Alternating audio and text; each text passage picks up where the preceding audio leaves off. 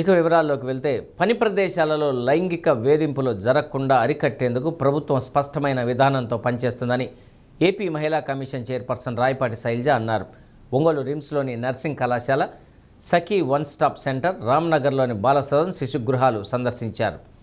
మహిళా కమిషన్ చైర్పర్సన్గా బాధ్యతలు చేపట్టిన తర్వాత ఉత్తరాంధ్ర జిల్లాల్లో పర్యటించానని, దక్షిణాది జిల్లాల్లో ప్రథమంగా ఒంగోలుకు రావడం జరిగిందని రాయపాటి శైలజ అన్నారు. మహిళలపై జరుగుతున్న అఘాయిత్యాలు, పని ప్రదేశాల్లో జరుగుతున్న సంఘటనలు, గృహహింసపైన అవగాహన కల్పిస్తున్నట్లు తెలిపారు. విద్యార్థినులకు గుడ్ టచ్, బ్యాడ్ టచ్పై అవగాహన అవసరమని, ఇంటి వద్ద కూడా తల్లిదండ్రులు ఆడపిల్లల స్థితిగతులను పర్యవేక్షించవలసిన అవసరం ఉందన్నారు. ఇటీవల కాలంలో ఇన్స్టాగ్రామ్ ద్వారా ఆకర్షితులై చిన్న వయసులోనే గర్భం దాల్చే స్థాయికి ఎదుగుతున్నారని, వాటిని నివారించేందుకు పకడ్బందీగా చర్యలు చేపడుతున్నామన్నారు.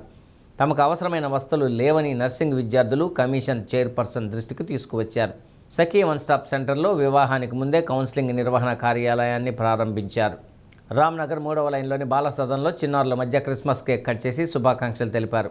చిన్నారులకు స్వీట్లు పంచిపెట్టారు. ఐసీడీఎస్ పీడీ సువర్ణ వన్ స్టాప్ సెంటర్ అధికారి జ్యోతి సుప్రియ, పొదిలి సిడిపిఓ సుధామారుతి, కోఆర్డినేటర్ ఇవాంజలి తదితరులు పాల్గొన్నారు.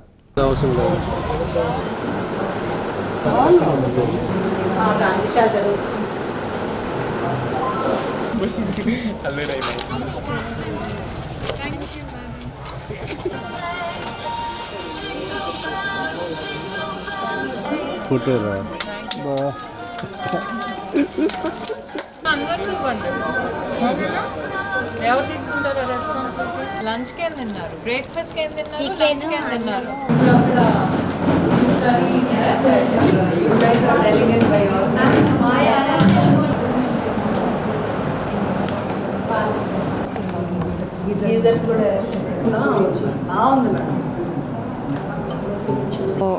మహిళా కమిషన్ చైర్పర్సన్గా బాధ్యత చేపట్టాక యాక్చువల్లీ ఉత్తరాంధ్ర, రాయలసీమ అదంతా కవర్ చేశాను. ఫస్ట్ టైం ఈరోజు ఒంగోలుకి రావటం జరుగుతుంది. ఏదైతే ఇక్కడ మహిళలకు సంబంధించి ఏవైతే ఉంటాయో, అలాగే పిల్లలకు సంబంధించి లైక్ వన్ స్టాప్ సెంటర్ కానివ్వండి, శక్తి సదన్స్, లేకపోతే ఇప్పుడు బాల సదన్, శిశుగృహ, ఇవన్నీ కూడా ఎలా ఫంక్షనింగ్ చేస్తున్నాయి. ఎందుకంటే ప్రభుత్వం చాలా ఖర్చు పెట్టి ఇలా అనాథ మహిళలకు కానివ్వండి, పిల్లలకి, లేకపోతే మహిళా బాధితులు ఎవరు ఉన్నారో వాళ్ళు ఎక్కడ ఇబ్బంది పడకూడదని చెప్పి వన్ స్టాప్ సెంటర్స్, ఇలాంటి హోమ్స్ ఇవన్నీ నడిపిస్తుంది.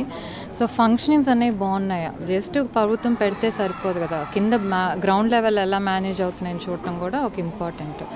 అలాగే మనం అవేర్నెస్ సెషన్స్ అనేది ఎలా జరుగుతున్నాయి. ఎందుకంటే ఇప్పుడు ఈ బాల సదన్లో అయితే పిల్లలు ఎలా ఉన్నారో వాళ్ళకి కేవలం చదువే కాదు, చిన్నపిల్లలు కొన్ని మంచి చెప్పాలి, like good touch, bad touch. ఎందుకంటే చాలామంది అనాథలు పేరెంట్స్ ఉండే చెప్పడానికి వీళ్ళు ఆ బాధ్యత తీసుకొని ఇక్కడ వాళ్ళు చేస్తున్నారు కాబట్టి ఎడ్యుకేషన్తో పాటు ఇలాంటివి కూడా ఇంపార్టెంట్. పాక్సో చట్టాలు కానివ్వండి, లేకపోతే వర్క్ ప్లేస్లో లైంగిక వేధింపులు, ఇవందరికీ అది ఒక స్కూల్ లెవెల్ నుంచే స్టార్ట్ అవ్వాలనేది మా ఉద్దేశం. సో మేము ఆ దిశగా వర్క్ చేస్తున్నాము. అలాగే ఇక్కడున్న ఓఎస్సీ స్టాఫ్ కానివ్వండి, విమెన్ అండ్ చైల్డ్ డిపార్ట్మెంట్, వీళ్ళు ప్రతి ఒక్కరు కూడా అవేర్నెస్ సెషన్స్ అనేది ఇంకా తీసుకెళ్తున్నా. కొన్ని అన్ఫార్చునేట్ ఇన్సిడెంట్స్ ఇంకా జరుగుతుంది. అదేంటంటే ఎస్పెషలీ ఆడపిల్లలు ఏంటంటే ఈ ఫ్రెండ్షిప్స్, ఇన్స్టాగ్రామ్ ఫ్రెండ్షిప్స్ ద్వారా కానివ్వండి, ఆన్లైన్ సోషల్ మీడియా ఫ్రెండ్షిప్స్ వల్ల ఇంట్లో నుంచి వెళ్ళిపోయి ప్రెగ్నెన్సీ తెచ్చుకోవటం, టీనేజ్ ప్రెగ్నెన్సీస్, లేకపోతే ఇంట్లో వేధింపుల వల్ల ఇవన్నీ కూడా జరుగుతున్నాయి. సో దాన్ని ఏ లెవెల్కి అరకట్టచ్చు అనేది కూడా మనం చూడాలి. అదేంటంటే కాలేజ్, స్కూల్ లెవెల్ నుంచి వాళ్ళకి చెప్తూ ఉండాలి, లైఫ్లో ఏది ఇప్పుడు చదువుకున్న ఏజ్, తర్వాత ఏం చేయాలి, అలా స్టెప్ బై స్టెప్ చెప్తుంటే ఎంతో కొంచెం పర్సంటేజ్ అన్న తగ్గగలమని. ఇది నేను ముఖ్యంగా నా మెయిన్ ఫోకస్ ఏంటంటే లైంగిక వేధింపులు కాలేజెస్ కానివ్వండి, యూనివర్సిటీస్లో, లేకపోతే పనిచేసే ప్రదేశాల్లో, let it be government offices, private offices, అవి కొంచెం ఎక్కువ అవుతుంది.